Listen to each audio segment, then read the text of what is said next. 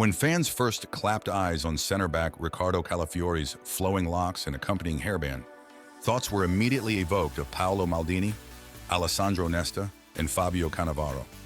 Italy always seemed to be better when they have defenders with either lots of hair or not very much at all. The Azzurri evolved from those legendary figures to the less hairy but equally scary Giorgio Chiellini and Leonardo Bonucci, but not before Cannavaro shaved his head. And so Italy continued as a defensive force to be reckoned with.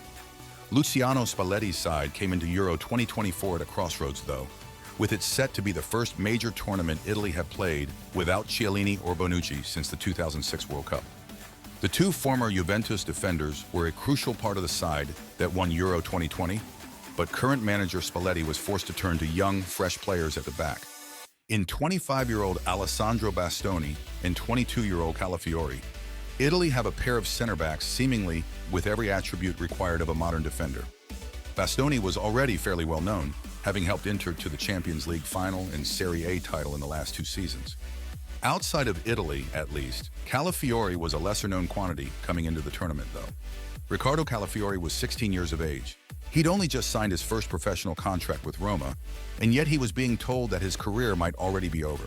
In the 82nd minute of a UEFA Youth League game against Victoria Pleasant, he'd been left with a right knee swollen so badly that it was 3 times the size of his left after being on the receiving end of a shocking, studs-up tackle from Vaclav Svoboda. Some of the specialists that assessed the damage done couldn't believe what they'd seen. All of the ligaments had been ruptured, along with his meniscus and articular capsule.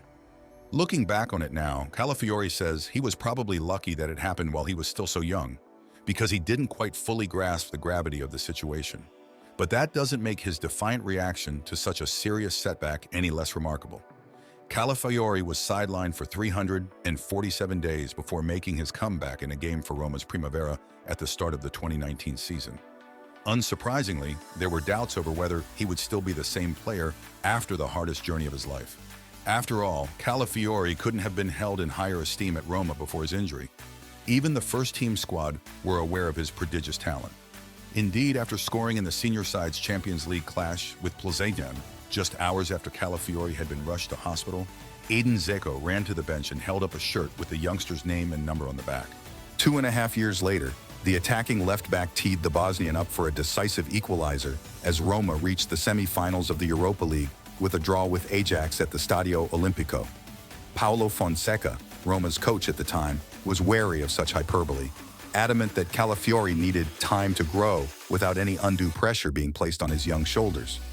Unfortunately for Calafiori, Fonseca parted company with the club in the summer of 2021 and was replaced at the helm by Jose Mourinho, a manager with an infamously poor record when it comes to getting the best out of young talents.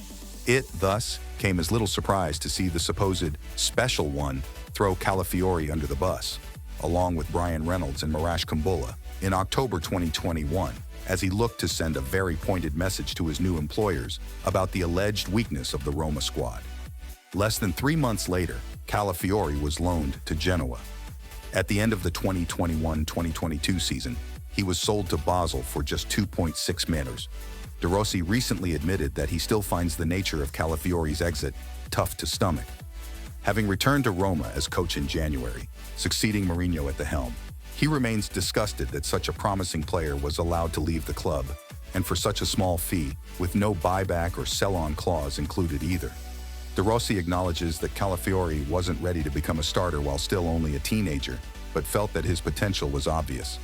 Even more frustratingly for the former Italy midfielder, he thought all along that Calafiori had the makings of a fine center-back, which is exactly what he's become, thanks in no small part to one of De Rossi's former international colleagues, Thiago Motta. Calafiori obviously didn't want to leave Roma in the first place, but felt that he had no option at the time.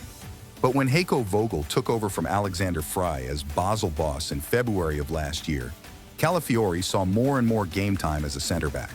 Bologna were watching with interest and snapped him up for just $4 million at the end of his one and only season in Switzerland, with Motta convinced that Calafiori was the kind of multi-talented player that could excel in his fluid 4-3-3 formation if moved into the middle on a permanent basis. Basel, though, didn't make the same mistake as Roma.